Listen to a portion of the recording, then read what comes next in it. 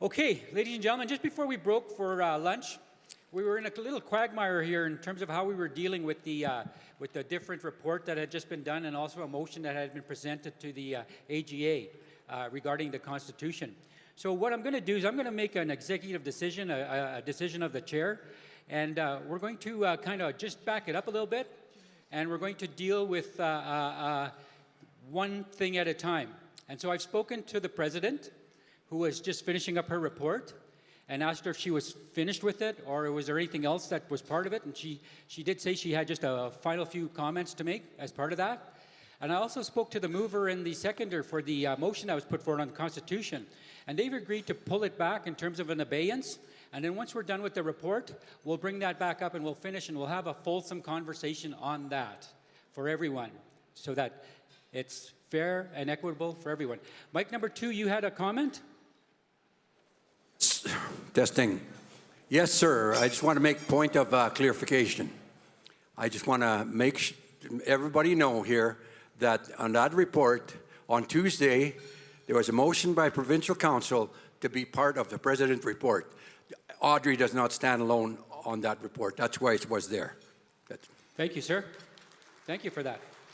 Okay, Audrey, you had, so guys, that we're going to do with the President's report, and then we're going to deal with that resolution. So, Madam President, you had a few comments on your report before we call for a motion and a vote on it. Thank you very much, Mr. Chair. I just wanted to make a couple of clarifications. So, I did actually say that I had asked the Commission to read it in to my report. So, I want to tell you why it was included in this time. As president of the Métis Nation, I get elected like everyone else. I also take direction from Provincial Council. And Jimmy, thank you for getting up and saying that, because that's exactly what happened. Provincial Council gave me direction early this week to include in my report that we needed to bring a motion forward on the Constitution. Of course, everyone should have known that based on them giving me direction as well to call a special assembly previously. I then took the opportunity to talk to the Constitution Commission because they do their own work, and talked to them and said, I am going to do this in my report. How do we deal with this resolution? They said, we will read it into your report because we want to be the mover and seconder and be able to answer questions for any citizen that needed questions answered. And I clearly said that my report, I will be having them read it into as a part of my report. So I just want to make that clear. I don't believe that I tried to fool anyone. I made it clear. The second thing I want to say is a special assembly. I'm not sure that it's realistic to say a special assembly was won by one vote. Maybe that's true, but if everybody here knows a special assembly has to be won by 75% compared to 25%. That's not one vote. That's 75%. And it's like everything else we've ever done at Métis Nation assemblies. When there's special resolutions, they have a process. So I just want to make sure that that people are not believing that somehow we went around and finally got one extra person to say yes. And that assembly had double the amount that's needed for a special assembly under the structure that we live with today. We only need 100 people for an assembly. We had 204 there. And I know it was quick and I know it was all of those things, but it is what was asked by Provincial Council to call that special assembly. I guarantee you there would be some in these rooms, in this very room, that if I said to Provincial Council, no, I'm not going to call a special assembly, they would be labeling me as I've heard them label other leaders. So I just want to make that very clear, because to me, I've always tried to be open and transparent in everything I do. Thank you. I don't really have any more that I need to say. I just wanted to clear that up because it's unfair to give people wrong information. Thank you. Thank you, Madam President. Could we get someone to move to accept the President's report and a seconder? Mic number 3. Brian Hamlin. Are you making a motion? Are you moving to accept the report? I am identifying myself for the Assembly. Okay. Southern Free Métis Territory. Mr. Chairman, I move we accept the President's report. Thank you, sir. Mic number 2. Jeff Shalafu, I second that motion. Sweet. Any discussion? Any questions? If not, do I hear a question? Bruce, I have a question. Mic number 4. Audrey, I noticed when you were giving your report that you didn't mention the Dwayne Roth lawsuit where the M&A, yourself and others are named. Are the Métis citizens expected to pay your legal fees in addition to the M&As?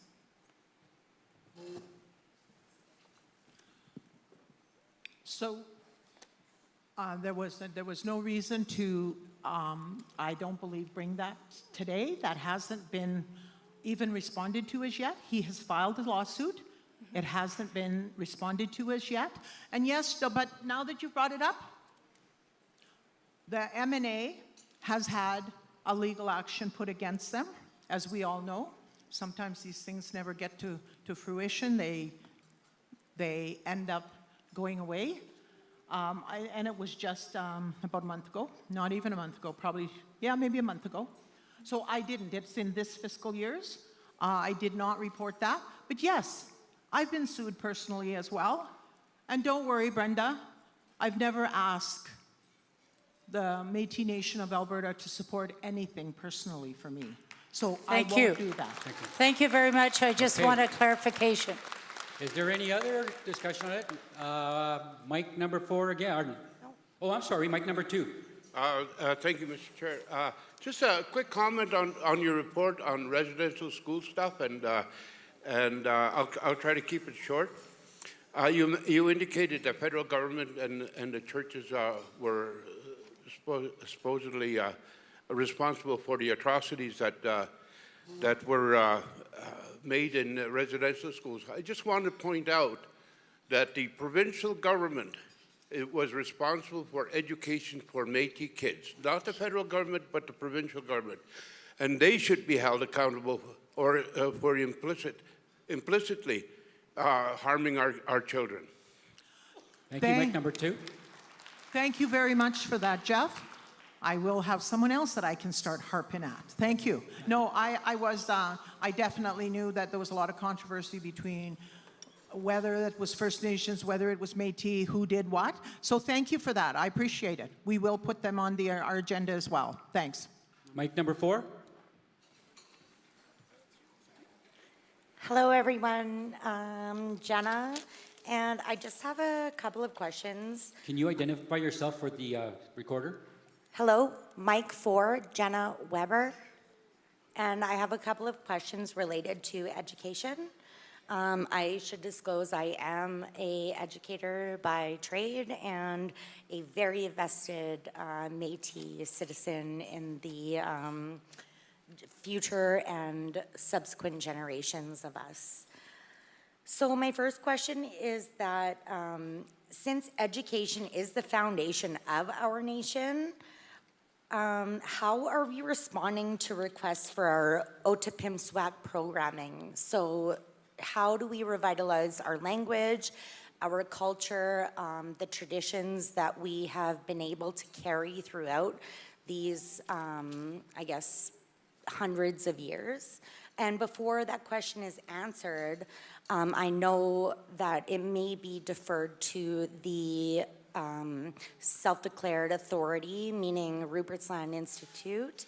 And I'm wondering, because I have, as an educator, have scrutinized the annual reports, and since 2017, Madam President, we've received the same reports verbatim today.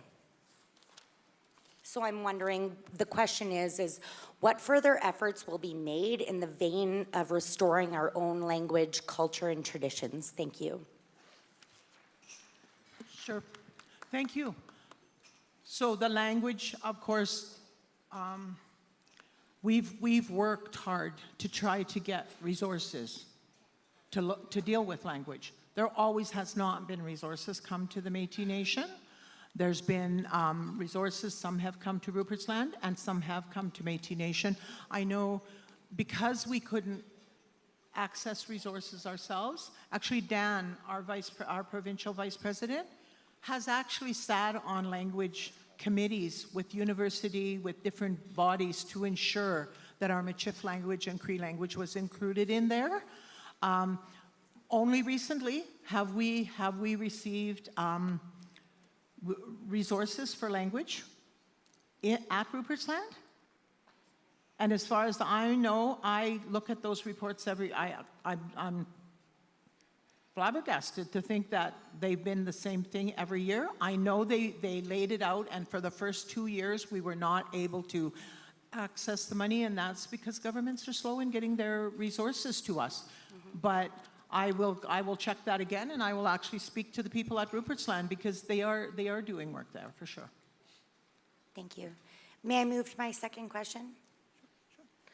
My second question is that in the auspices of, for example, our investments into post-secondary institutions, into the Rupert's Land Centre of Métis Research, which is through the University of Alberta, I'm wondering if we can recalibrate our investments of funds into further advancing our Otipemisiwak value systems as opposed to carrying out the mandates of the University of Alberta, Native Studies, et cetera, education, which I know a lot of representation sits on, but I really think that similar to, I think when we first started this, it was the Rogers or Roberts order. I think that needs to come secondary to our Métis law. And similarly, I think when it comes to education authorities beyond ourselves, that needs to become secondary. And I want to make sure that our people have the first and foremost say in how those funds are allocated and how our leadership trajectories towards our shared future on behalf of our ancestors and to the 7 generations ahead. Exea Maga. Okay, thanks, Jenna. So as you probably are aware, yes, we started out with having relationships with the Faculty of Native Studies. Yep. And from there, we created a body called the Rupert's Land Centre for Métis Research, which is a partner of the University of Alberta and us. And if you're telling me that you don't think it's working well for us, I will definitely bring that forward, that we need to do more work, or we need to make it clearer what's happening, because I think that's what I got out of we should do our own thing. No. Please don't misinterpret, because I remember actually, because I am a graduate of the University of Alberta myself, and I was asked in my graduate program, do you feel like you belong here? And I said, we are the true Canadians. We belong here. This is our campus. Okay. And we deserve to take on the academic and scholarship that will serve our nation.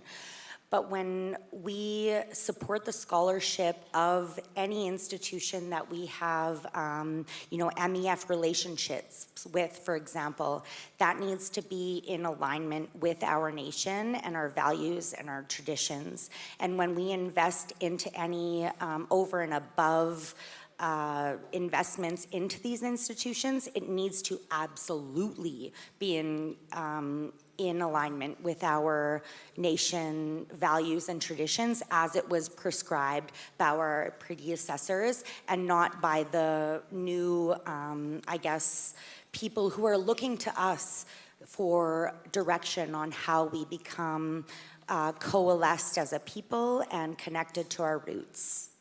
Okay, so maybe I got it wrong, but I think it's really important, though, that I'm glad you brought it up, because we do have not only just an endowment, we have an MOU that says how they're going to work with our students there.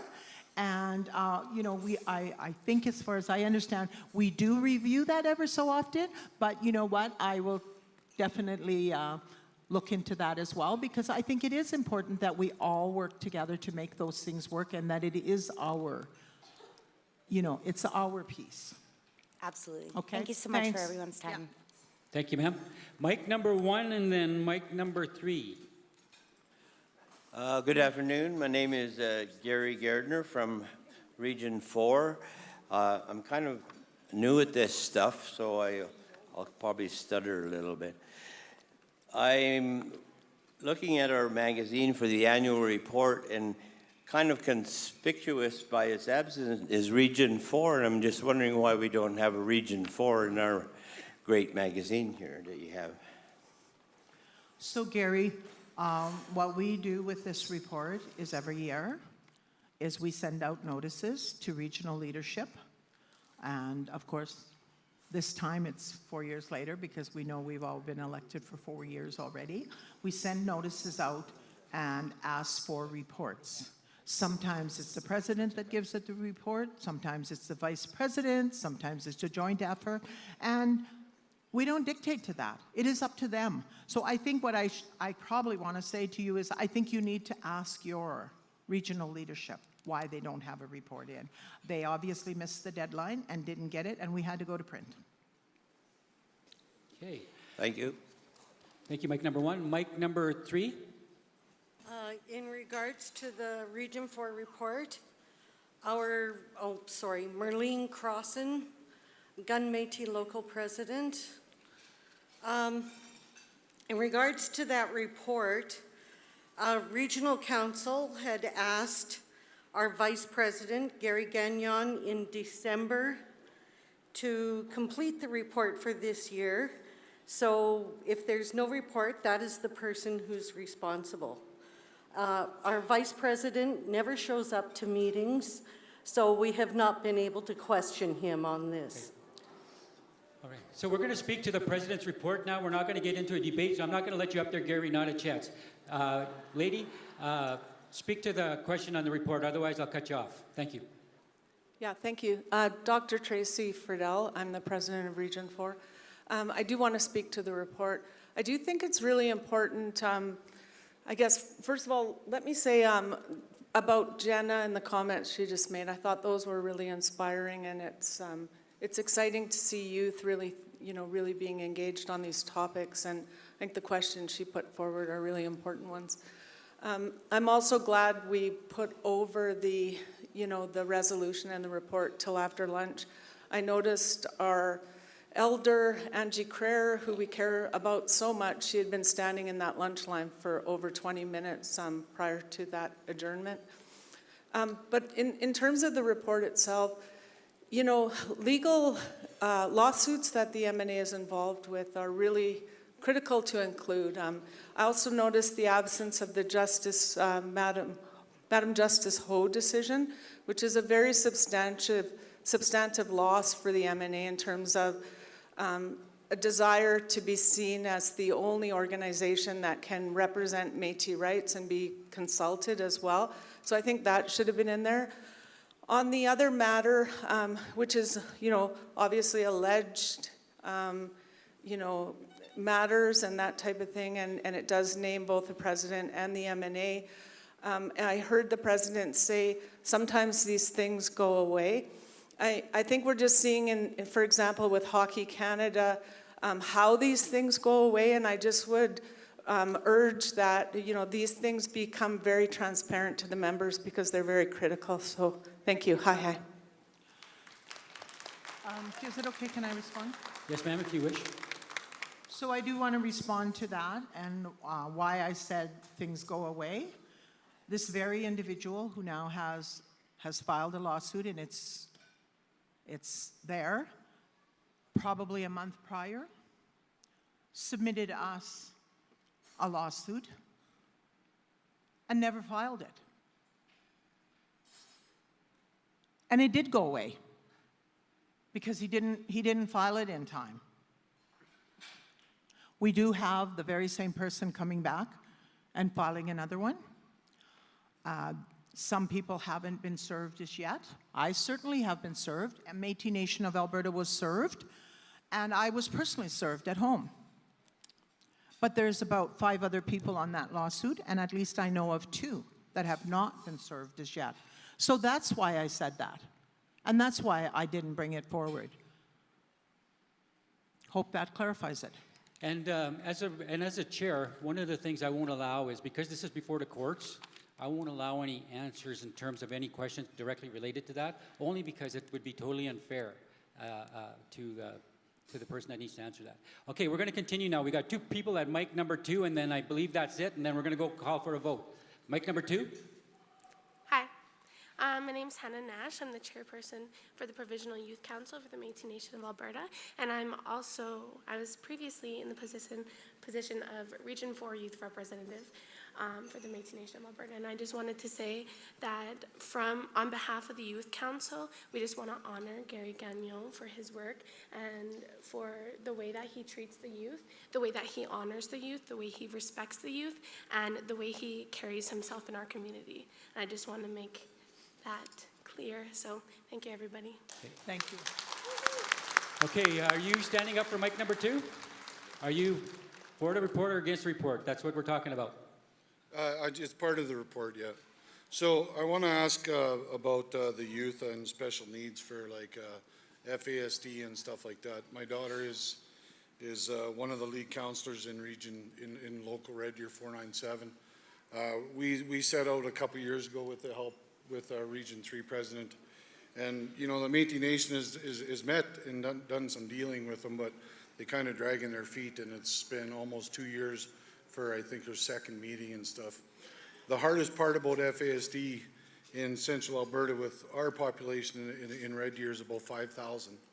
About 30% of those kids don't have funding for psychologists,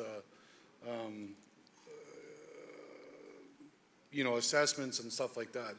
And it's very, very, very expensive. It ranges about $5,000 per kid.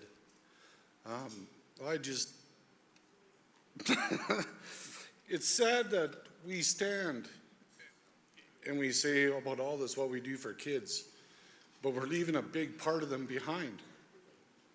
And I think the Métis Nation has fallen well below par when it comes to that. We should be looking at resources, psychologists that can do these assessments in a timely manner, because these kids, if they don't get their assessments, they're dumped on the streets or they're dumped into a home, and they end up becoming criminals and end up in jail. And we've lost 2 kids in the last few months to suicide and stuff like that. So I was just wondering, in your report, you say we do so much for kids and stuff, but I think we're missing out on the big part of the kids that are suffering and they don't get the help. Okay. Thank you very much for bringing that forward. And I just want to say to you that there has been years when we've been able to get clear resources to help. But again, I'm going to say that's exactly what I was saying this morning in my report. Sometimes we can only get what governments offer to us. Grant funds or whatever that we can do certain things with, and then the next year they cut it off. And that's why I'm saying to you that we have to start being responsible and be able to control what is the need, what are the priorities for ourselves. I will bring that back. We do have a children's service unit, and I know they've done some things in FASD. If there's anything more we can do, I will have a discussion with them and go forward to see if there's whatever else we can push on to do for you. Thank you for bringing that. Thank you. Mic number 4. Hello, I'm Nadia Burke from Region 4. I just want to make a couple recommendations regarding the resolution on the Constitution, just some recommendations from our So staff. I wonder if we could just hold off, because that's going to be the next discussion. And once we start that, you can come up to the mic and you can make as many recommendations as you'd like. But right now we're dealing with the President's report. So if you're in favor of it or against it. Oh, okay. Yeah. maybe she wasn't here when you separated. Mic number 2? Yeah, Tyson Jerome from Region 3. I just wanted to, I guess, get a clarification for some of the confusion that might have happened before lunch. Whether the Constitution and moving that forward is being included in this motion to pass the No, it's President's not. report. You may have missed it earlier. We said they're going to be separated. So now we're dealing just with the President's report. That's why I told the young lady that next motion, resolution, is going to be coming up right after this. So you'll have plenty of time to talk to it then if you'd like to speak to it. Sure, thank you. If there's no more, mic number 1. Mic number 1. Question. Question's been called. All in favor of accepting the report, please raise your hand. Those opposed? Those abstained? Motion's carried. Thank you, ma'am. Thank you. Okay, like we said, now we're going to continue on with that motion that we had previously that had been submitted. It had been moved and seconded, so I'm going to accept it still, and now we're going to continue to have the discussion. Now, Carmen was up on mic number 3, so she's going to be first to go.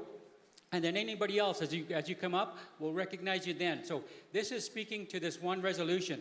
Now, I'm not sure if they have it on screen. Are you guys able to put it on screen so people can see? All right, put it on screen. It was also circulated. Right, and it's also been circulated on the floor as well.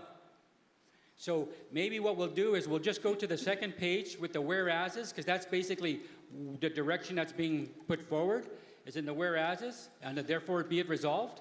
So the whereases provide a direction to say, hey, look, this is our policy direction, our inherent right, this and that, right? And then the therefore be it resolved, those are the directions, the policy direction coming forward. So there's basically A, B, C, D, through 4 directives coming out of this. So that's what we'll be speaking to. Mic number 3. Thanks, Bruce. To your mention about the actual resolution, we're looking for ratification, which means at this point there will be no further drafts. Am I correct? It's going to go to the special session to vote on. Is that correct?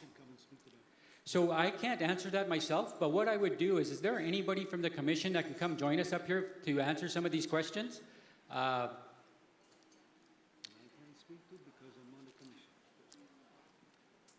And then that way we've got the dialogue and we've got the people in the know up here as well.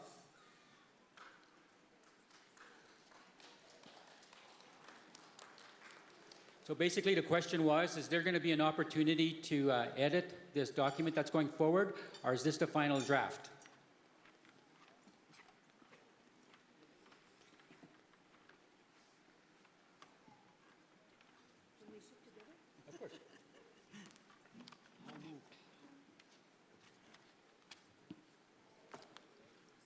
So I'm not sure who up here is going to answer it, but I'd ask for them to also put out their name for the purposes of the recording secretary as well. So I'll turn it over to you to answer that question. Thank you, Chair. My name is Travis Inkster, and I am one of the commissioners on the Constitution Commission. So the question is this the draft that is being, will there be any changes to this draft for the ratification vote? So what we're proposing is that we've spent many, many months, went to many, many communities, heard from hundreds of people, and tried to incorporate everything that we had heard, or the spirit of what we heard, into this draft. So we're proposing this draft as the one that goes forward for all citizens to be able to vote whether they approve of this draft or not. So the short answer is we don't propose any more changes to it. This is what we would go. I also, just quickly, there was, I think, a question before lunch about when was it released, just to respond to that quickly, if I may. This draft of the Constitution and the What We Heard document, which is a fairly extensive document describing what we heard, how we tried to incorporate it into this Constitution, were posted online for citizens to review on July 26th, which is why documents are dated that way. Okay, thanks, Travis. That's all well and good. Like I noted, I have lots of pages and notes, but I'm going to try and summarize as best I can. I'm finding this whole process not meaningful consultation. And the reason I say that is because a process was created. I don't know if it was vetted or if any of the M&A citizens had an opportunity to provide comment on what consultation should look like. There was public engagement. However, what have we done? 2 drafts, perhaps, in a couple of years. And this is supposedly our most important document for the nation, and we've done 2 drafts and are rushing it through. I feel there's so many questions still that need to be answered, and fair enough, a lot of the comments yesterday was deemed out of scope. And I use quotation marks because I find that a very colonial term. Out of scope is only used by government and industry when they don't want to talk about things that are difficult for them to define and put in a box. So I find that surprising as a Métis Nation, how one of our important aspects of a community is that we talk and we discuss and we try and get away from the colonial mindset, but we're using out of scope on a regular basis for this consultation. There's many questions I have that are out of scope, and they're not addressed in the Constitution. So the hope is that they will be addressed with consultation with this implementation committee that is not clear what their mandate is, what their terms of reference is, what their consultation will be. None of that has been discussed. There's been no call to any of the citizens on what they would like to see for consultation. Maybe that's coming, but I find this was not meaningful consultation.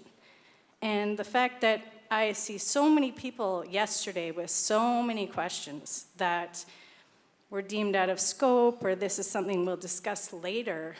Again, I feel like I'm talking to an industry proponent because you hear that a lot. There was a lot of things that I noticed, and I also noticed that I had to do a lot of digging. So within the Constitution, it discusses the Métis Government Recognition and Self-Government Agreement. There's so many pieces in there that I didn't really hear about all that often. And all of this constitutional work links back to the MGRSA. And I haven't heard of that document. I had to do digging. And there's lots of linkages back to that document. So one of the triggers is to have a ratified constitution. And then the next is to create a transition plan, then to create enabling laws, which is the government, the Métis Nation, determining what those laws will be to create this self-government. I don't know what that looks like, and how are those enabling laws going to be determined? Who is deciding what those enabling laws look like? Because I imagine those are going to have a huge impact on everyone in this room, if not more, and we know nothing about them. There's also the fiscal financial agreement within the MGRSA, which I've heard nothing about. And just from Jason Madden's brief comment that this agreement is going to have a lot to do with possibly industry agreements that already exist with other communities. So what does that mean? So we're agreeing to a constitution that is not clarifying any of these other bigger pieces that are going to have a huge impact on the communities. And I don't want to hear out of scope. I want us to have real discussions about this. I have many, many more, but I think I've kind of said what I need to say in a roundabout way. Thank you. So just before I get them to answer, or if they want to add to a response to what you're saying, I just want to clarify for everybody at the mics, just so you know I've been watching you. So number 3 is speaking right now. Then we're going to go to mic number 2. Then we're going to go to mic number 1. Then mic number 4. Then mic number 4 again. Then mic number 3. And then mic number 2. Okay, just so you're aware of it. Right, and then mic number 1 again. All right, so Are you going to respond? Is anybody from here going to respond to the remarks? Point of order, Mike 4.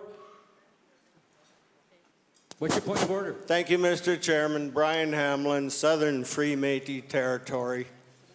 What does that mean, by the way? Can you explain to the crowd? Because if I don't know what you mean, maybe some of the people in the crowd want to know what you mean either. So can you explain that as well? Mr. Chairman, we passed a motion to accept the agenda. We have an ordinary resolution on the floor completely out of order because we have a spot for resolutions after the Vice President's report, the Secretary's report, the Treasurer Lawrence Gervais Auditor's report, and then the resolutions. Sir, is that your That's point? why we adopt Robert's Rules of Order, so that- we run our meetings properly and efficiently. Is that your point of order? I dismiss it then because it's irrelevant. We're going to go back to this conversation now. Okay, so that was mic number 4. So we'll take one off there. So anyways, back to mic number 2. Well, should we respond to Carmen's questions? Unless somebody's going to respond to Carmen's. Yeah, please, I'd love some kind of response. So I'll begin, Travis Inkster with the commission. So I just want to talk a little bit about the first point that you made about the meaningful consultation. Just describe what we did, and I just want to share that so that people do know. We began by drafting a version of the Constitution when we first came together, using many previous consultations that happened. And in the video we watched yesterday, we saw some of them described, but there's been many sort of workshops, many consultations that have happened over the years to ask people what they are looking for in the Constitution. So we used a lot of those resources to come up with an initial draft, and then we brought it out to the existing structures that we have under our government today. So we had a series of roundtables with each of the regions, with the different groups, including the elders, the judicial group, the women's group, and that's not all encompassing. I'm missing some, but we had these roundtables that were really designed to hear what they liked about our first draft and what we could improve on with the first draft. So we used that information and created a what we heard, and then we created a second draft. That second draft is the one that we went out to all of the communities and had gatherings, not all of the communities, many of the communities.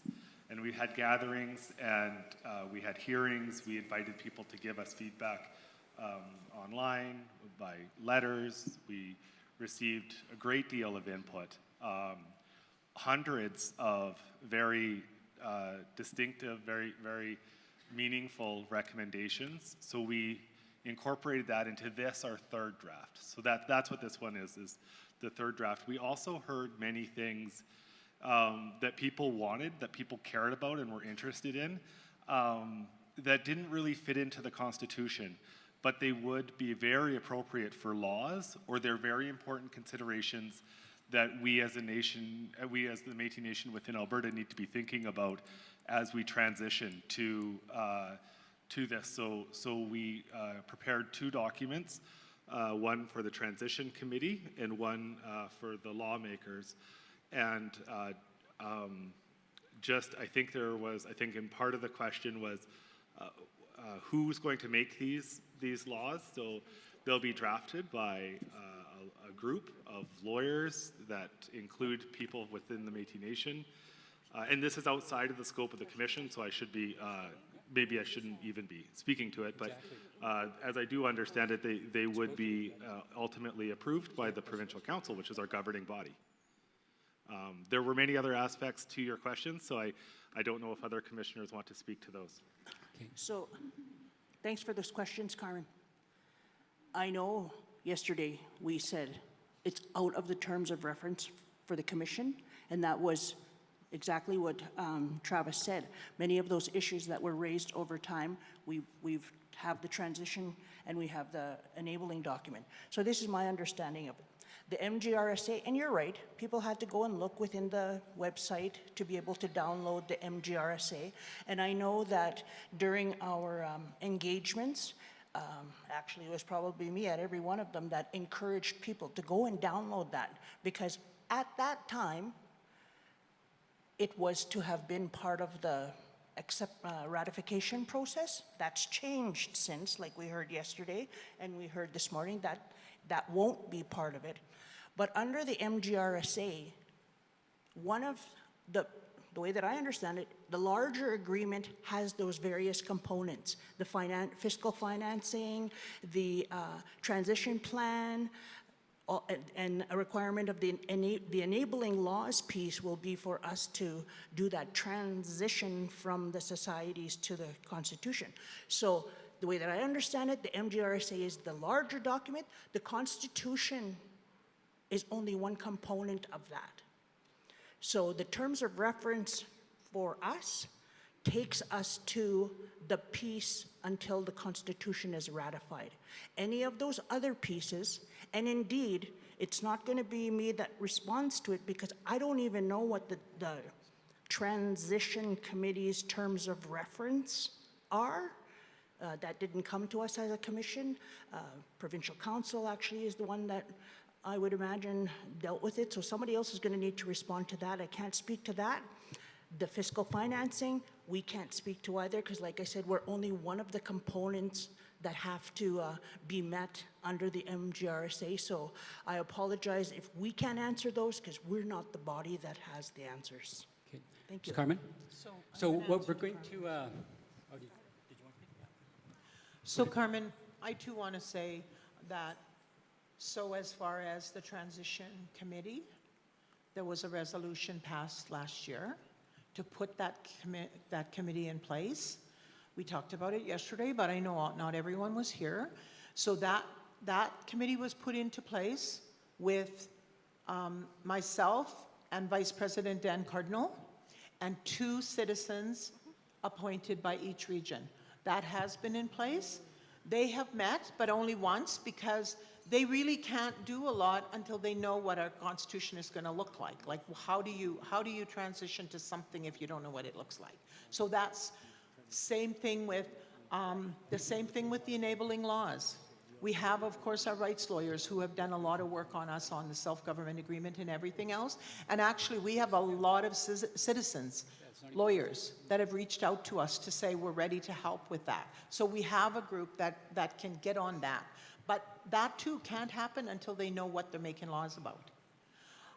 The fiscal financing arrangement part, we started that as an interim fiscal financing arrangement in order to get the money to hold events like this, to be able to support our citizens, to come to, whether that was the gatherings, the consultation gatherings on the Constitution, whether that was hiring researchers to do work that when people ask us questions that we needed to do, all of that kind of stuff, to support the commissioners, all of that. We are now, and that was approved, and we have the money to do all that. We are now, and I'm part of that. I'm part of that. We are now negotiating, saying, as we know what our government's going to look like, we want to make sure we negotiate enough money. If it's decided that it's going to be 5 bodies, then we want to make sure. If it's going to be 20, we want to make sure that we negotiate enough for that and everything else that we want to do. So that's in the process, but it's not by no means. So I just wanted to kind of give you an idea on some of those. And it's not that we don't want to do it. It's like that's how it seems that we're always stopped by that. There's certain things we can't do until there's a structure to do it with. Okay? Thanks. Thanks. I just have a final comment, and then I'll step away, because I know I can only come to the mic twice. Thank you very much for your responses. I do appreciate it. And I know that, you have done engagement, but a perfect example of what I think would be meaningful consultation, and is even just the draft yesterday. Why didn't we get a red line version so I could know what's new and what's old, so I wasn't looking through 5 different files to figure out what was new and what wasn't. And there wasn't, a high-level review of that. but it was all very high level yesterday. I still wasn't clear.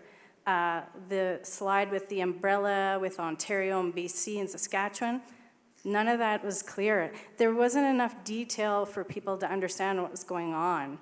And I hear what you're saying, President Patras, that we're not there yet. We need this constitution in order to move ahead with these, I'm going to call them working groups, because we're going to have an implementation commission, et cetera, et cetera.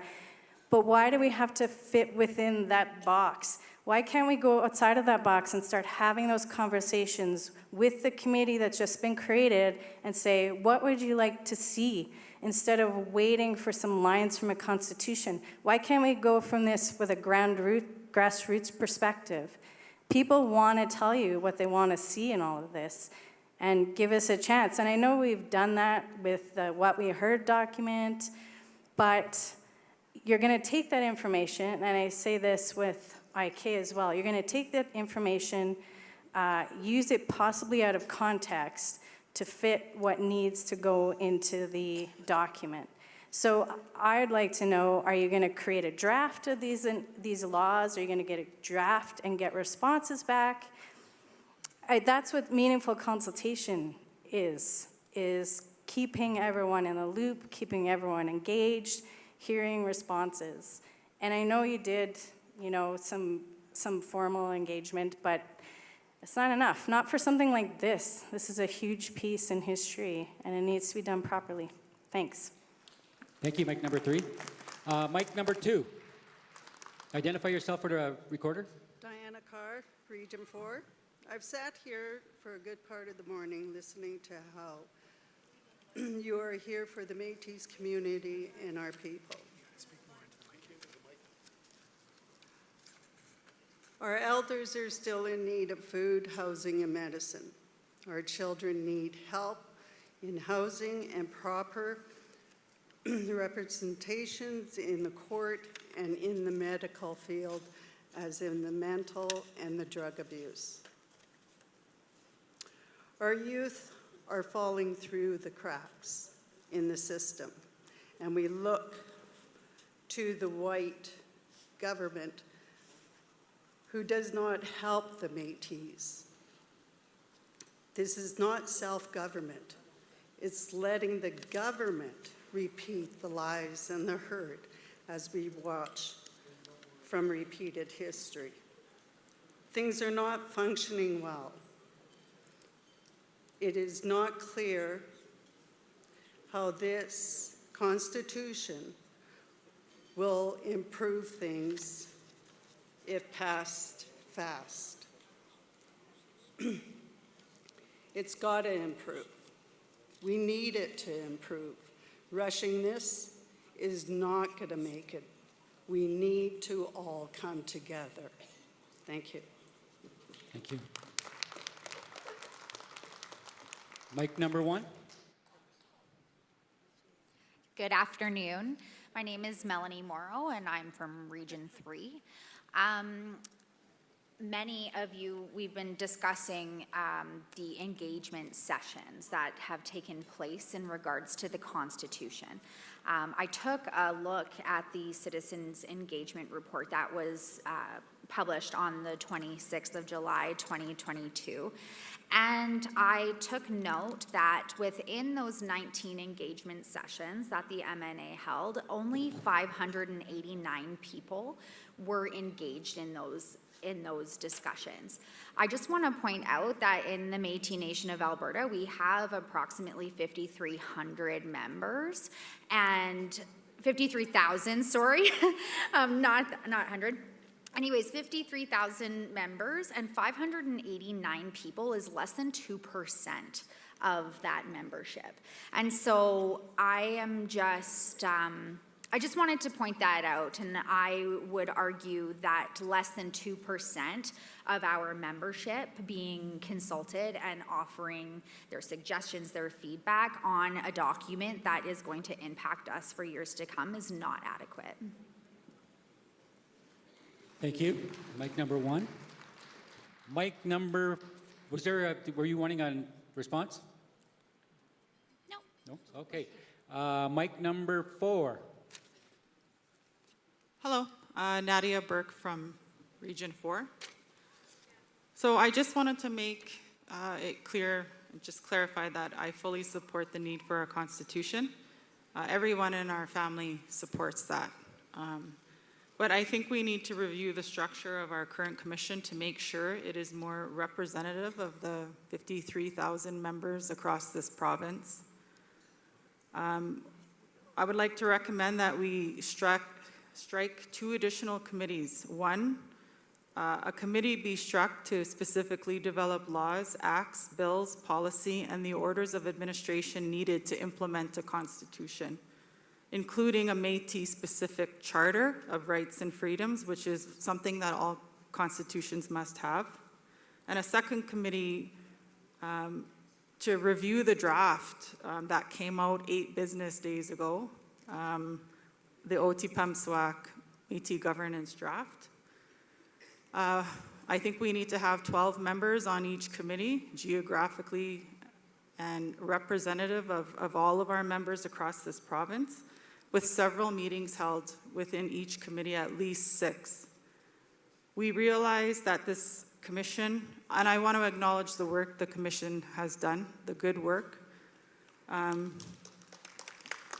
but I realize you want to press this forward, but a federal election is not going to be called until at least 2025. So we do have time to get this right, time to get this through the House of Commons for approval through the Senate. So I'm respectfully requesting that we consider making our commission, the structure of it, more representative with 2 more committees across Alberta, and that these committees are representative of all of our members. Thank you. Thank you, ma'am. Any response? Okay. Mic number 3. Hi there. My name is Troy Stuke, Region 3, Local 87. I've got sort of 3 points. The first is around what I've observed and the discussions and the disagreements around the timing of the Constitution. I see it a little bit like when cell phones were being considered. None of us knew that we needed them. And then all of a sudden we couldn't get them fast enough. What is happening right now with the Constitution is the groundwork is being built, like fiber optic and satellites. If we sit around and disagree about should we have landlines or should we have, an in-person session, we're missing the point. We need the foundation that will jettison to where we need to go. So that's the first piece.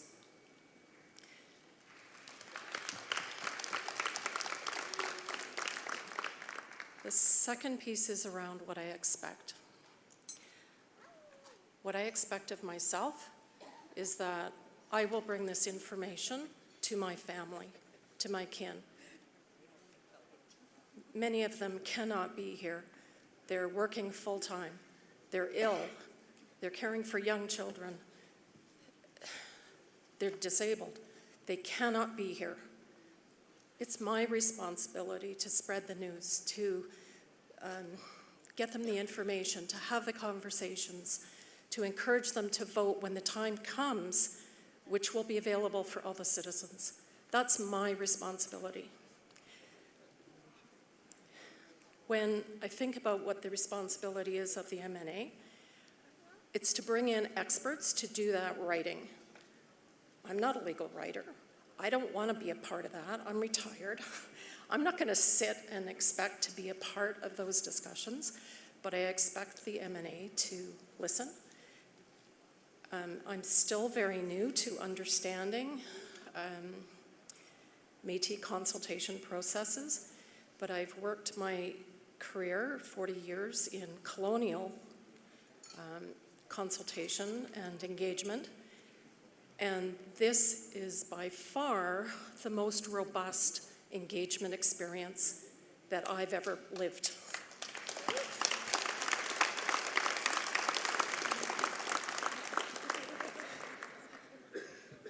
And the third piece is around my hopes. I hope that we all can respect the many pieces, and I know that the ground rules were set out here, but really the timing issue is significant. I have watched in my previous career as a social worker the pace of social change, and it is excruciatingly slow. But there are windows, and if we do not act during those windows, we lose it. And I've seen that in family violence, in disabilities, all of the legislation. It's never perfect. It's never perfect. It's 80% right, in my opinion, and the other 20% is not wrong. It could be great, but it's not wrong. So I fully support the direction of the work of the commission, and I thank you for your attention. Thank you, ma'am. Mic number 2, Jeff. Thank you. Thank you, Mr. Chairman. First of all, I want to preface my comments to the commission. And I blame myself because I got notice when the commission was coming around for a consultation. And if I chose not to engage myself into that, that's my fault. Secondly, I want to stress that we got to start somewhere. This is a good starting point for us to get away from the Societies Act and be Otipim Suak.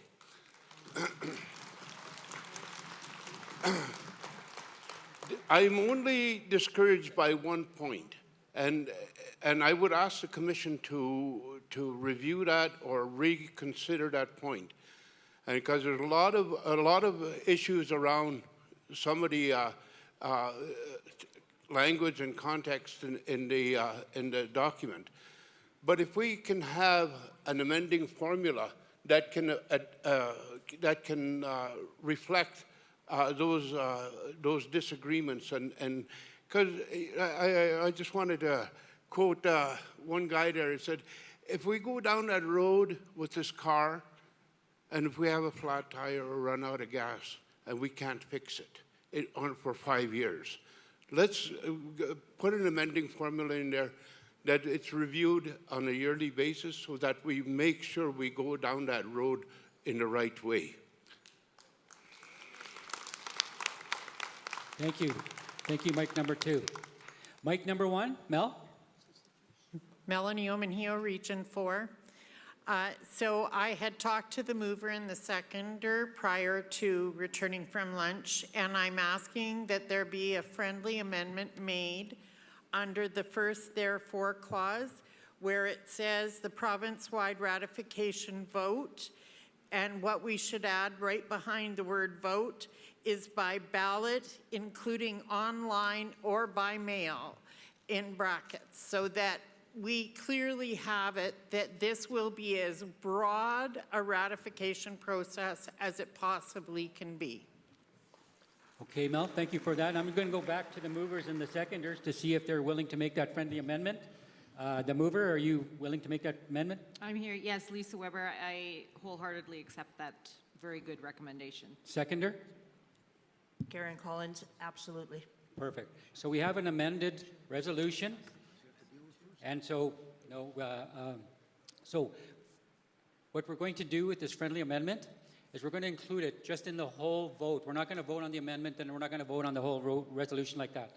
One of the things we've been doing as part of our Métis law, and it's not Robert's Rules of Order, but the Métis laws we've been doing it that way. We've made the changes, and then we've gone to a vote on it, rather than voting on the changes and then voting on the next piece of it. That's what's called self-government. That's our inherent right, and we've been doing that for so many years here, so I'm going to continue with that. So now that you're aware of it, on the first, therefore, after the word vote, ballot, online, or by mail. Add that to it. So that's to expand the opportunities for people to vote. Okay, so that was done, Mel. Mic number 4. Yeah, thank you. You know, I'm not opposed to that amendment either. I don't think it addresses, though, the core problems with the resolution itself. And again, I think Carmen made some really good points. Sorry, my name's Tracy Friedel, Region 4.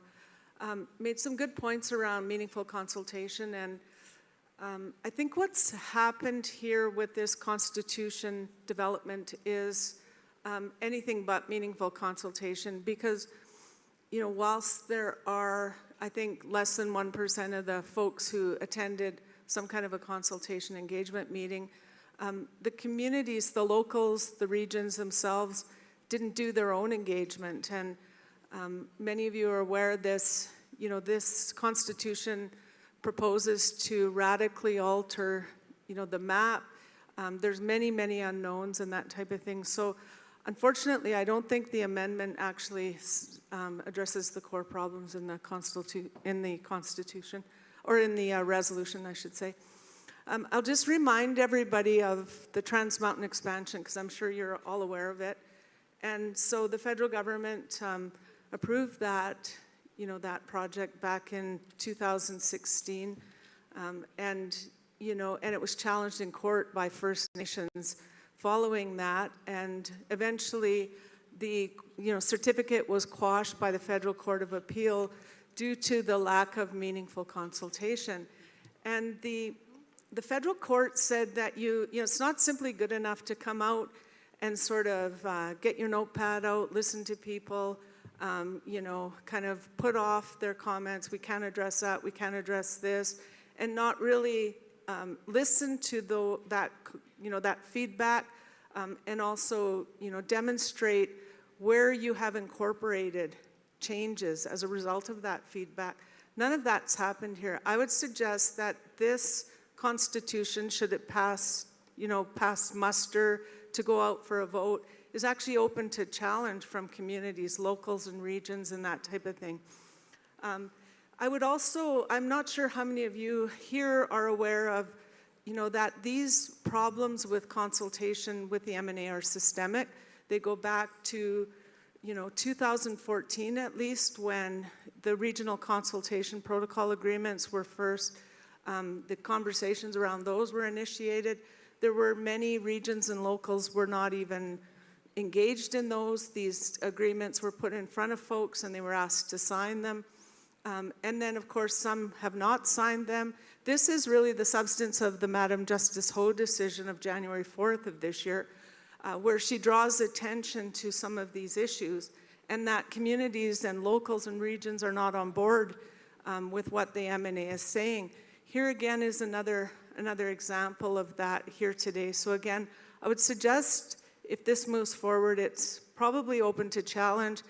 And the other, let's just put the elephant in the room right here. There's a number of communities that have already left the M&A due to these systemic issues. There are likely a number more communities that will leave the M&A due to these issues. And so you can plow ahead and, you know, go ahead and do this, but it's to what end? I would ask folks here, to what end is that? The other thing I was going to say is, you know, right now the federal government is looking at implementing UNDRIP, the United Nations Declaration on the Rights to Indigenous Peoples. There's something in UNDRIP called free, prior, informed consent. There's many good articles. I would suggest folks read that.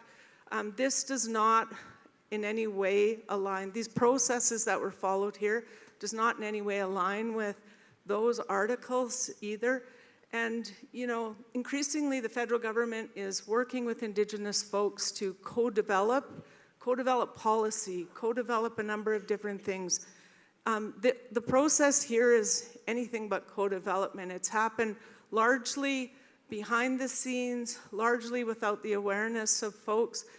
It comes forward in these documents. There were only, you know, maybe a week. Most people didn't even know it was put up online.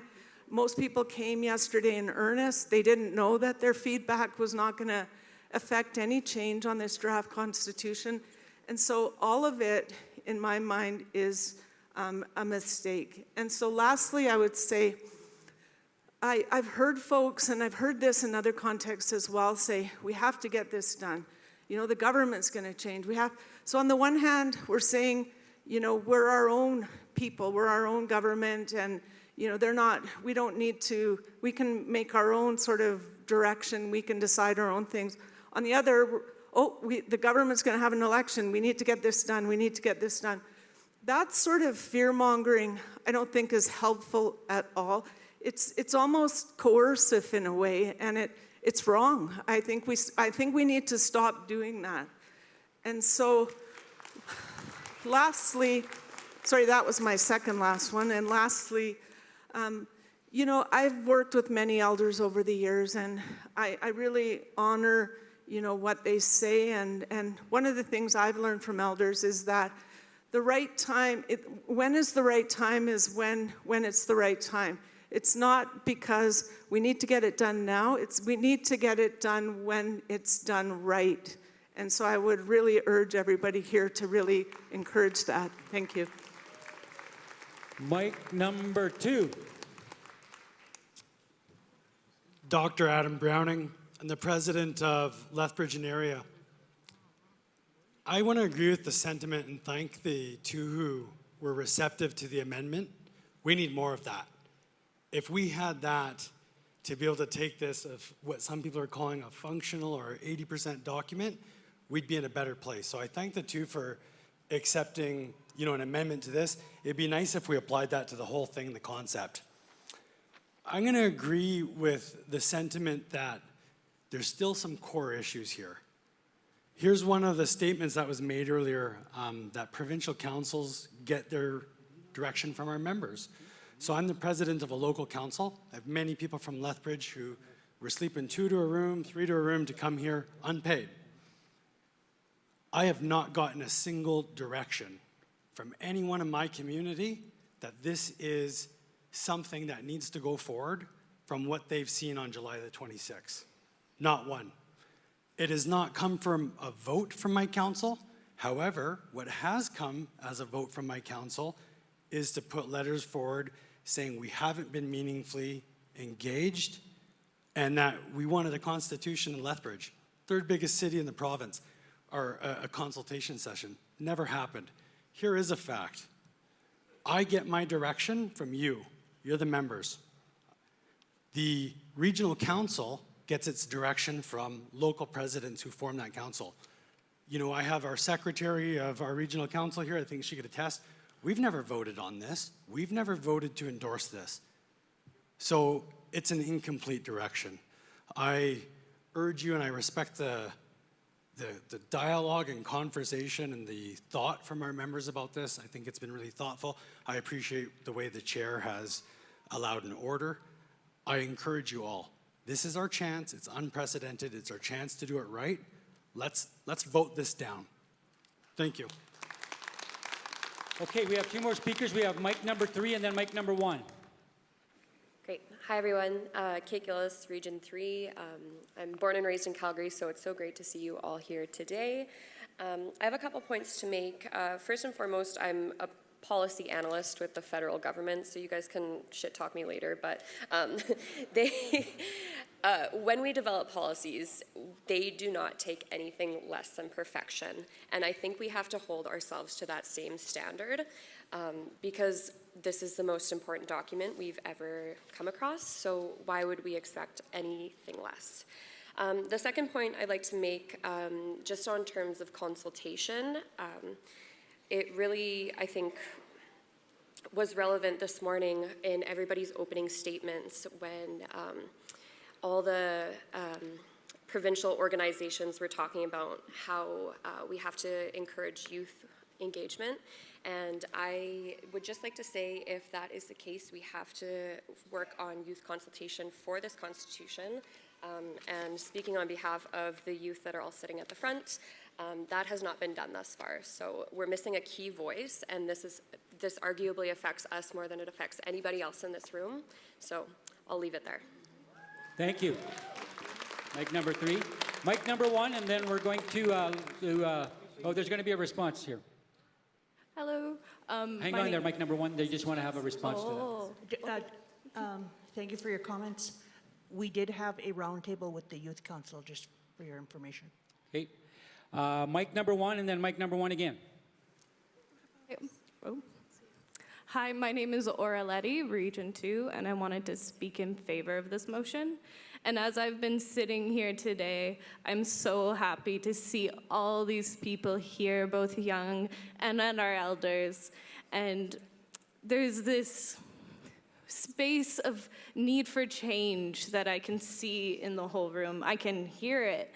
We are talking about how we don't like the system we're under, but yet we are handed something that could change that, and we're trying to figure out if we should move forward or not. We can't figure out the laws, we can't figure out the transition until we accept this. How are we to create the change we are all looking for if we can't take the first step forward? There are still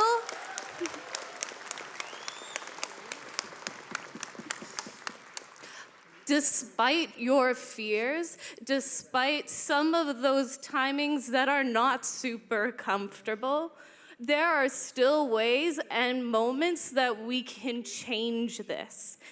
Everything we put forward, we can edit, but we can't edit it unless we start trying it out, until we see the laws that come out of this, until we see how that transition works.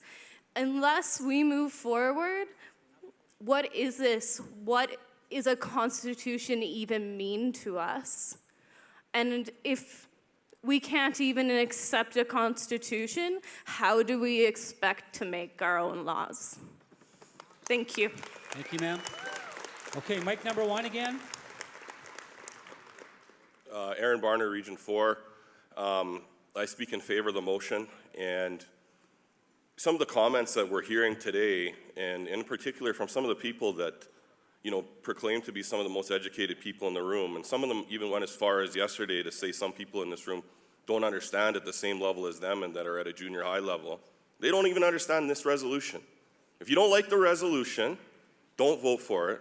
If you don't like the Constitution, vote no for it at the referendum. This resolution is about going to a referendum. It's not putting the Constitution Commission on trial. It's not putting the Constitution on trial. It's about letting people go and have a vote at a referendum, period. Thank you. Thank you.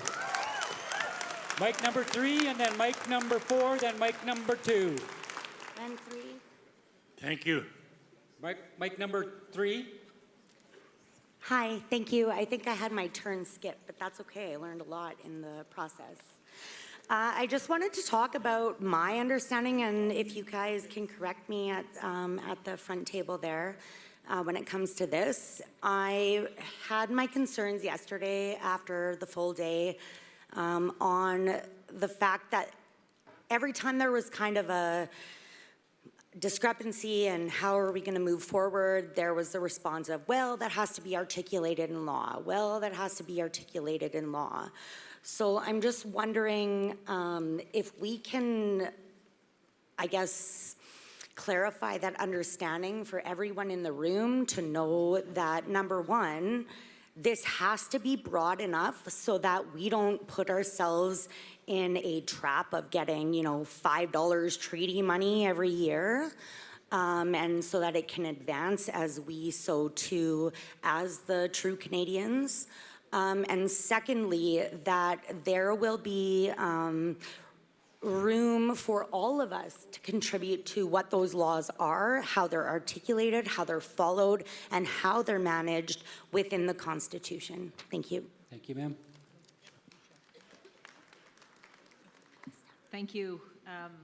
Thank you for the question. And so I'll just reiterate, because I really do believe, this is all very new to all of us, including we Métis who are on the commission, the Constitution Commission, but what an opportunity there is before us. And so when we think, and as we have said at each one of our 1922 engagements in every region over the last 2.5 years, engagement with every affiliate, engagements online, has been very significant engagement determined by us and participated in by us. The Constitution, one of the messages we have consistently said over the 2.5 years is our Constitution is our Constitution. And if you think about it as our solid foundation from which we will build our nation and our laws according to how we see ourselves and what works for us. And so if you think about, for example, the Canadian Constitution has a clause in it that says that the federal government has jurisdiction over banking. The Constitution of Canada does not then proceed in the banking provision to lay out all the rules and legislation about banking. It just says you have the authority as the government to make laws about banking. And so similarly, please, when you read the Constitution, when we say we have the jurisdiction to determine how our government will be formed, that's us saying how it will be formed. When we say there will be a law that's developed, that's because we haven't said how that bank is going to run. We have said we recognize that we need to set out our own laws according to how our structures, how we will govern ourselves. We recognize that that is necessary, and that is work to come. How those laws look, though, absolutely. I mean, and we've said it repeatedly. We don't have, that is not, number one, a very narrow approach, that is not within the scope of our work. I know scope is a dirty word today, but nonetheless, that's not the job of this Constitution to draft legislation. It's an important job, and it needs to be approached carefully. It needs to be supported, and we have had several Métis lawyers throughout the province put their names forward. We'd have had non-lawyers put their names forward and say, we want to help. And that other information that has been tabulated includes identifying these are the areas of the law, policy, regulations, what have you, that need to be developed according to the way we wish to govern ourselves and govern our society. And so that work is yet to be done, but that detail, like I said, it has not been worked out. And I absolutely understand we're expecting ourselves to take a pretty significant, huge leap of faith to move away from a provincial system that we've been governed under for 100 and some years, probably. But we need to do so, and that does mean it's not going to be perfect right off the bat, but how our laws look need to be driven by us and according to our process. And so that is very important work that needs to be done, and I realize that perhaps we don't always have the best confidence in ourselves to do so because we have not had that opportunity, but we have the opportunity.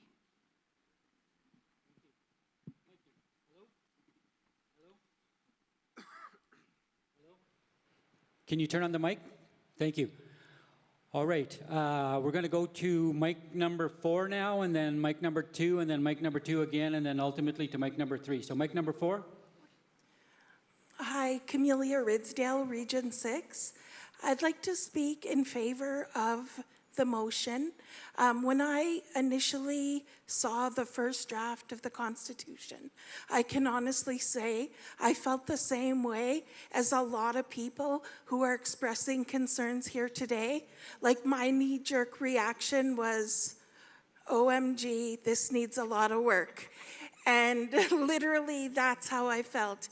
I was involved in the engagements, and our commission has put in a lot of work. There has been a lot of changes. They have been listening, not to say that every single thing in the Constitution is going to please everybody. Like, I think everybody has reservations here today just because of the unknown, but we are literally looking at the skeleton of our government. All of everything else, the functions, all the meat, all that good stuff, that's going to be put in here at a later time. I feel like our ancestors, the people who came before us, the people that worked 30 years, and they're not here anymore today. Sorry, I get emotional, but like, they put their whole life into working on this process and getting our government to move forward. And I think that that's the position we're in today. Like, we have to take the opportunity to move forward. Like, it's an opportunity for us to further the steps of what the people that came before us, all the work that they've done, you know, the people who literally put their lives into it. Like, my aunt was here for, 40 some years, and she passed away. She's not going to see this, but we will. And our kids are going to experience it. Even all the good things that are already happening for our youth, for our elders. Yeah, there's a lot of work to be done, but we can't stop it here. I liked what the young lady said over there about we can't let fear hold us back. Like, now's the opportunity. I don't know, how do you word it? The time is right with the government, with us. Like, we can't wait for it to be 100% perfect for the federal government. It has to be perfect for us, for the Métis, for the ones who have been fighting for this, who want this to move forward, for us to have our own government. Like, this is our life-changing opportunity to be our own government, have our own constitution, have our own laws, take everything into our own hands. We think about health, we think about the finances, like that's the stuff that scares us, but that will come. I'm sorry, there's probably a lot of people who disagree with me, and like I have my own reservations to some degree, but I still support moving ahead with the Constitution because I truly believe it's the right thing to do. And I think all the people that fought for this and have been on this, basically forging this path for us, this is what we were working towards. And whether we take 1 year, 2 years, 3 years, like they've said, there's going to be a transition time that we're going to be evaluating and monitoring how everything comes together. And I feel we're going to have the opportunity to make the changes that we want to see. But with any government, who's 100% happy with how things really go? I mean, even in mainstream, name off the political parties, like how many people here support any of them or one of them. I don't know, but I mean, this is our own government and we have to keep moving forward. I think this is our opportunity to do that. Thank you, ma'am. Thank you. Thank you. Okay, we're going to go and finish this off now with mic number 2, and then mic number 2 again, and then mic number 3. Thank you. Merci.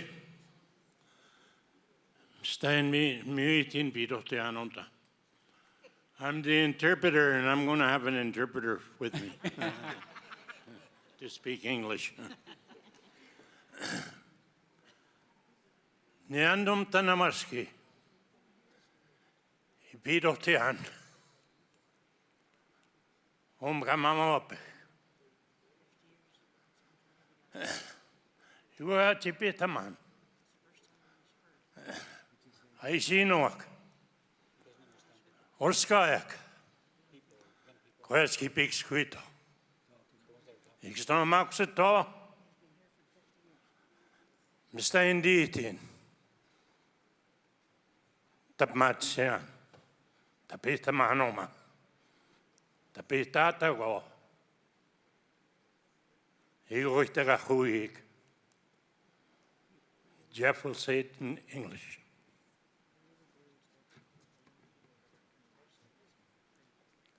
The elder would like to just say thank you for the debate that's going on.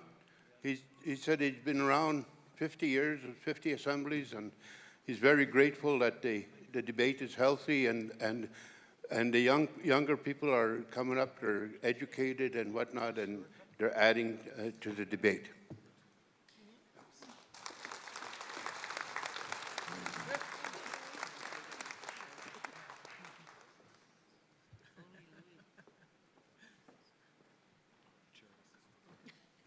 Thank you, Jeff. Okay, we're going to go now to mic number 3 and then mic number 1, and then we're going to go for a vote.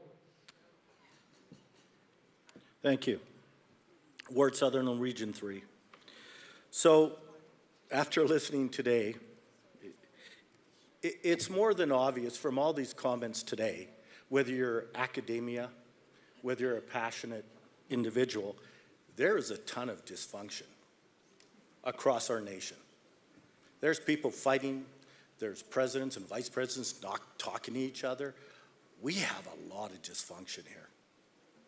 And it's more than evident that the Society Act, it's not working for us. We've outgrown it. We want to be a government, we want to be a nation. The Society Act is not set up for that. We have to follow rules that do not give us our culture and the way we want to run our government. I heard today, we don't do this, we don't do that as a nation. Well, here's the reality. It's called money. It takes money to give services. It takes money to help people. As the Society Act, our funds are limited. As mentioned yesterday, our budget was cut from $1.5 million, $300,000. And I will assume that our provincial government will continue to cut that to nothing over the years. How are we going to help our people? Transitioning to a government will give us rights, will force other orders of government to listen. It will give us the potential for a financial framework and money to deliver services that we're all talking about today. That is also part of the reality of things. If we want to be a government and deliver services, there has to be revenue in order to do it. So, thank you. I can tell you over the last 10 years, I dealt with the province and the feds on a regular basis, and I can tell you their legislation is far from perfect. And their acts, the way they're written, sometimes are embarrassing. That's a constant problem. Wanting perfection, not going to happen, hasn't happened in either order of government. The one thing I'll say from being in government is, this is the first structure I have ever seen where the power is actually in the people's hands at the district level, that can make decisions, that can do funding, etc. If you look at the structure, it is a true bottom-up. It's not a top-down dictatorship system. And you can see that. So please take the time to look at it. That's quite evident. So 2 quick things. Just want to talk about fear. And I was talking to some people the other day. There's different types of fear. When something bad happens to you, there's, of course, the fear, and you find out something and you deal with it. It might be good or it might be bad. But you're able to, once you get that information, then to make decisions. The biggest fear for every one of us, myself or everybody, one of us, is the fear of the unknown. Because you don't know the outcome. You don't know what's going to happen. So the only thing we can do, and I implore you to think about today, the resolution today is about putting this to a vote to all 50,000 plus members. It says right in the resolution, it's going to get mailed to those individuals. The proponents that said today, we don't have enough engagement, not enough people got involved, I'm going to say from being in government, well, that's the members' fault. They need to get involved. They need to get off their couch and get involved. But bringing this to a vote is going to bring it to 50,000 members instead of just the assembly here. 50,000 members. So I am imploring you, pass a resolution to give the opportunity for 50,000 members to say yes or no. Thank you. Thank you, mic number 3. All right, mic number 1, Judy, leave us with something profound. Marilyn Lise from Region 6, and I want to plant a seed in everybody's head that this should not be about personality conflicts. Because just because we don't like somebody, we shouldn't make our decisions based on that. Think of it as a nation. What we're doing is the good for everybody. even for those ones who don't want to get involved, who don't want to have anything to do with it, but they're still going to vote on it. And so this is for them. And in 10 years from now, when this Constitution is implemented, everyone who had the fear of the unknown, it's going to be fixed. We're going to be there, and it's going to be something that we are going to leave for our children. Thank you. Thank you. I know I said that with the last speaker, but out of respect for mic number 2 and then mic number 4, I'm going to allow mic number 2 and mic number 4 for final comments. These are our last 2 speakers. Mic number 2. Okay, if the M&A, I'm Cindy Lemley. I am a knowledge keeper from Local 203 in Lethbridge. If the M&A is already getting 100 million, why is there a rush? We're getting next to nothing in the locals. It's unclear how the committees are going to support us. I also have a thing to say. As an elder, I was always taught all my life that we build our foundation. When we plan a house, when we plan a family, when we do community stuff, we always start with a foundation. And the foundation should be built in a way that when we build upon it, it gets stronger. If we build a foundation full of cracks and holes, what we build is going to fall apart. So we, as a nation, need to remember that when we build something, we have to build it strong enough that when our kids and my grandkids and my great-grandkids step forward, they're still going to have a strong base in which to improve on what we're setting forth. And we need to make sure we set something forth that they will look back and say, my family helped set this forth. But we built it strong, not with cracks or holes or little diminishes. We need to make it important. It doesn't matter what the government built. We know they're them. But we need to build what's ours, our Métis people, our foundation, our people, not just high ups, lows, everybody. We all have to be able to step forward and say, I like what you're doing, or I don't like what you're doing. But we need to build a foundation where each of us has a right to say, but each of us has a foundation for our government that when we build it, other people look at us and say, holy cow, look what they did. We want to do what they did. Maybe we should talk to them and learn how they did it because we want it for us and for our people. So we need to set an example for everyone that we respect and love our people and that we're going to build a strong foundation so that we can grow and become a mighty nation again. Thank you, ma'am. Mic number 4, our final speaker. Thank you very much, Mr. Chairman. You're doing a good job, but I don't envy you. Madam President, my name is Joe Blind. I'm from Zone 1. I've been around for 50 years. I think this is my 50th attendance of the Assembly. But I was listening to everybody, and there's confusion and fear. I'm not blaming you guys because we've never had a constitution, have we? I've been watching this baby trying to be born for 50 years, folks.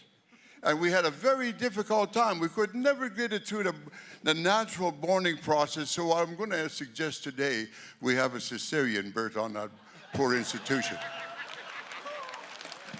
Thank you, and how we're going to do that, I got an explanation for that.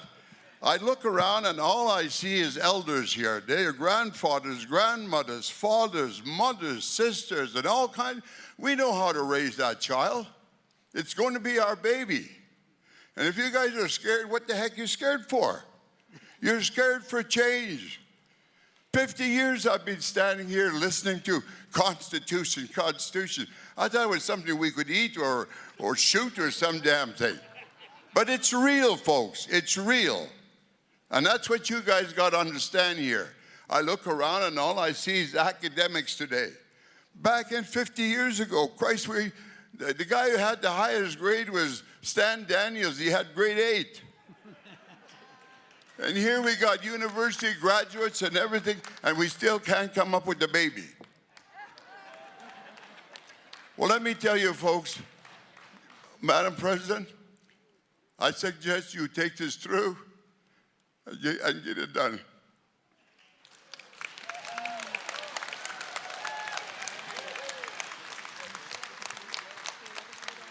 Okay, can I hear question? Question's been called. All in favor of the motion, please raise your hand. Ron Harrison, you may have to get ready here. Okay, put your hands down. Those opposed to the resolution, please raise your hand. Motion is carried. Unanimously.